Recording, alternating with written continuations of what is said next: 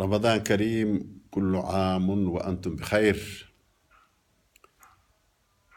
قيبتا لحاد oon maanta kaga hadlayno munaasabada Ramadaanka waxay ku saabsan tahay maxaa ka dhaxeeya soonka cibaadada dhammaanteed iyo dhaqanka dadka lala leeyahay maxaa ka dhaxeeya ayay ku saabsan tahay.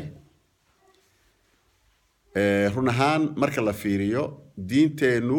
waa hal diin oo Nabi Maxamed calayhi salaatu wasalaam loo soo dhiibay. Quraanka iyo sunnada ayaana salka ah, culimaduna waa inoo fasireen. inta marka la isu wada geeyo ayaa waxay cadaynaysaa diintu inay tahay dhammaanteed hal shay oo in lagu wada dhaqmo la rabo. cibaadaadka faraha badan oo salaada iyo soonka iyo xajka iyo zakada arkaanul islaamka ay ugu weyn yihiin, waxa weeye si fiican buu madaxeena ugu jiraa. laakiin dhinaca kale waxaad moodaa waxaa u baahan in aad iyo aad la isula fahmo oo u baahan in dadku si fiican ay u fahmaan oo la isla wada garto qaybta ku saabsan dhaqanka. qaybtaas ayaa waxaad moodaa inay aad inooga maqan tahay oo ayna sidii la rabay run ahaan maanta aan loogu dhaqmin ayaad moodaa. dhaqankiiyo cibaadadu way isdhammaystirayaan, ha ku dheelin weligaa. haddii marka la yaraysto dadka marka lala dhaqmaayo khatar weyn bay meeshaasi leedahay. nabigu calayhi salaatu wasalaam waxaa loo sheegay gabadh muslima oo cibaado badnayd ayaa waxaa la yidhi jiiraankeeday dhibi jirta baa la yidhi, wayna salaad badnayd. wuxuu yidhi hiya fi naar buuri, naartay ku jirtaa buuri. salaadeedii marka waxba uma tarin oo waxaa ka buriyey caydii iyo dhibtii jiiraanka u geysan jirtay ayaa ka burisay. imise gabdhood iyo imise wiil ayaa tukanaya oo dadkana iska caaya oo dadka xaqira. nabigu calayhi salaatu wasalaam waxaasuu ka digay, qur-aankuna taas ayuu ka digay. nabiga markii calayhi salaatu wasalaam uu inoo sheegaya maxaa loo soo diray, nabiga waxaa loo soo diray noloshoo dhan inuu toosiyo. nolosha dhanna way isku dhammaystiran tahay. markaasaa wuxuu ihi innamaa bucithtu liutamima makaarim alakhlaaq. waxaaba la ii soo diray oo ilaahay ii soo diray buu ihi bini aadamkan inaan hawshooda toosiyo oo dhaqankooda aan toosiyo ayaa la ii soo diray buu ihi. bini aadamka marka dhaqankooda in la toosiyo loo soo diray ayaan ka mid nahay. sidaa daraaddeed ayaa wuxuu inoo fasiray nabigu calayhi salaatu wasalaam dhaqanka bini aadamka ee la toosinayo waa kee. waxaa weeye sida aad dadka ula dhaqmayso weeye. basharkan aad la nooshahay, gaal iyo muslim, diin kasta ha haysto, midab kasta ha ahaado, dal kasta ha joogo, saa ula dhaqmayso waxaa lagaa rabaa inay diinta ku toosan tahay baa lagaa rabaa. qodobka koowaad marka haddii la isla fahmi waayo middaas oo aad u malayso cibaadaduna inay tahay wax gaara, dhaqankuna wax gaara uu yahay, diintaadii way dhaawacan tahay, ogow. waa meel aad iyo aad khatar u ah. marka la fiiriyo nabigu calayhi salaatu wasalaam wax badan buu ka sheegay. yani maalan waxaa la isku qabtay mucaamaladii dadka aad la lahayd iyo diintaadii baa la isku qabtay oo nabigu calayhi salaatu wasalaam wuxuu yihi laa yu'minu axadukum xataa yuxiba liakhiihi maa yuxibu linafsihi. waa dhaqan. waxaad aragtay maanta nin baac mushtariya, waxaad aragtay nin macallina, waxaad aragtay mid gursanaya, mid beer falanaya, mid malaysoo dabanaya. waxaad rabtaa inaad la jeceshahay waxaad adigu la jeceshahay naftaada inaad la jeclaato, waxba kaama halaabayaanba. taas marka waxay keentay bini aadamka dhan baa isjeclaan lahaa haddii sidaa loo dhaqmo. haddii marka iimaankaagiiba lagu xidhay walaalkaa inaad la jeclaato waxaad adigu la jeceshahay, su-aashu waxaa weeye maxaad naftaada la jeceshahay? waxaad naftaada la jeceshahay marka ugu horeysa ruux kasta inuu ku ammaano, uu ku mahadceliyo, uu ku salaamo, uu kaa farxiyo, oo kolkaad khayr hesho khayrkii uu kula dabaaldego, oo kolkii ilmo kuu dhashay ilmahaagii lagula farxo, oo kolkaad business ku guulaysato lagula guulaysto oo lagula dabaaldego. taas ayaa jeceshahay. ruux aan jeclayn inuu wanaag u kordhana noloshiisa ma jiro. iimaankaaga marka wuxuu ku xidhan yahay waxaa isla jeceshahay inaad dadka la jeclaato ayuu ku xidhan yahay. nabigu calayhi salaatu wasalaam markaa si uu inoogu soo dhoweeyo ayaa wuxuu yidhi xadiidkan buu yidhi calayhi salaatu wasalaam wuxuu yidhi caamil innaasa bimaa tuxibu an yucaamiluuka bih dadka waxaad ula dhaqantaa buu yidhi sidaa jeceshahay inay kuula dhaqmaan ula dhaqan buu yidhi wax la yaab la waaye gabadhii la weydiiyo ma waxaad jeceshahay in lagu yidhaahdo gabadh quruxsan oo edab badan oo akhlaaq badan baa tahay mise ta kalamaba lagu daraayo adoon meeshaa gaadhin bayba diidi ruuxii la yidhaahdo marka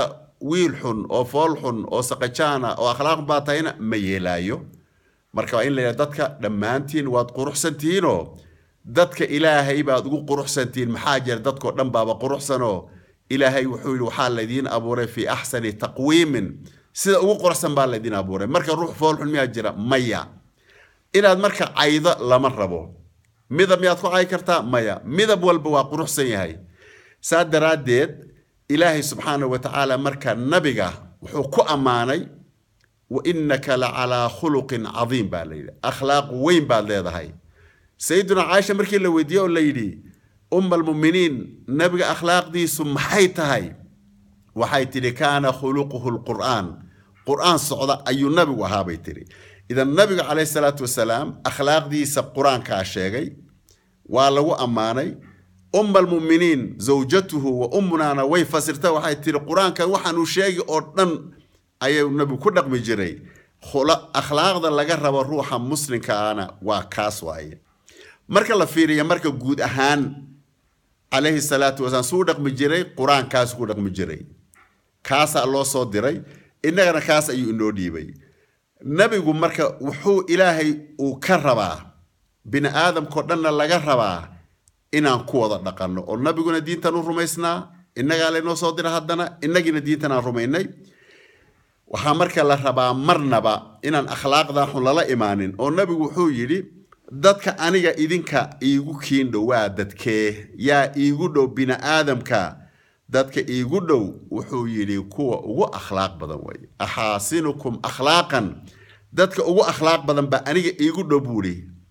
marka nabiga nin waliba ruuxa ka akhlaaq badan yahay ayuu dhe waxaa ka mid a marka akhlaaqda inaad dadka xaqirin walaa tabkhasu nnaasa ashyaa'ahum walaa tacthuu fi lardi mufsidiin dadka waxooda ha ka xaqirinaa layidhi ha u diidin wanaaggiisa ee wanaaggiisa ogolow rag iyo dumar iyo ku yar iyo ku weyna waa hawl layska wada rabo waayo wuxuu yidhi nin saxaabiya radia allaahu canhu yaa rasuula allaahi waxaad ii sheegtaa wax jannada ii dhoweeya naartan iga fogeeya wuxuu yidhi salaadana tuko zakada la imow xajka la imow soonka la imow waa arkaan islaamkii wa tuxibu linnaasi maa tuxibu an yu'ta ilayka dadkana waxaad la jeclaataa waxaad jeceshahay inay kuula yimaadaan se aad jeceshahay inay kuula dhaqmaan ula dhaqan buudhi dadkana waxaad u nacdaa ood ka celisaa ood mar kasta aadan la rabin waxaadan adigu isla rabin dadka adiguna hala rabin baa layidhi marka caamil innaasa bimaa tuxibu an yucaamiluuka bihi sidaas ayuu fasiran tahay waxaa ka mid a dulmiga waa akhlaaq xumo waaye ruux muslima inaad ku xadgudubto waa akhlaaq xumo oo ilaahay wuxuu hi walaa tactaduu ina allaha laa yuxibu almuctadiin ilaahay ma jecla in laysku xadgudbo ilaahay wuxuu hi dulmi oo dhan baan idinka reebay falaa tadaalamuu ha isdulmina buu hi haddaan ka soo qaadno madax inaad tahay ood mas-uuliye hayso haddaan ka soo qaadno inaad ummad hogaaminayso haddaan ka soo qaadno inaad reer mas-uul ka tahay waxaa la rabaa inaadan dulminin akhlaaqda runtiina waa taas hadal xun inaadan dhihin dadka inaad ka farxiso waa qayb akhlaaqda ka mid ah markuu fasiray ibnu mubaarak ninkii caalimka ahaa ee weynaa ee mujaahidka ahaa wuxuu yidhi maxaa laga wadaa baa layidhi ibnu mubaaragoo akhlaaq wanaagsan waxaa laga wadaa buu yidhi xusnulkhuluqi dabeeco wanaagsan maxaa laga wadaa dabeeco wanaagsan markaa wejigaaga inaad dadka u fidiso ood u qosasho ood ka farxiso markaas ayaa lagaa rabaa waxaa lagaa rabaa oo kale badl almacruuf waxaad dadka u tari karta ee wanaaganeen u tarta ayaa lagaa rabaa xoolaha haddii u baahan inaad siiso wasaada haddaad u samayn karta inaad tira war ninkan loo sameeyo wejiga aad u iibiso haddaad adigu kaalmayn karta inaad kaalmayso wanaag oo dhan inaad samaysana waa lagaa rabaa waxaa kaloo lagaa rabaa buuri dhibna inaad iska daysaa lagaa rabaa buuri marka fiiri وحوي ووحي أخلاق دي إسلام كان النبي قلنا شيء عليه الصلاة والسلام سيدا درادد وحال لقربا دمان روح والبا إنو نددك الابن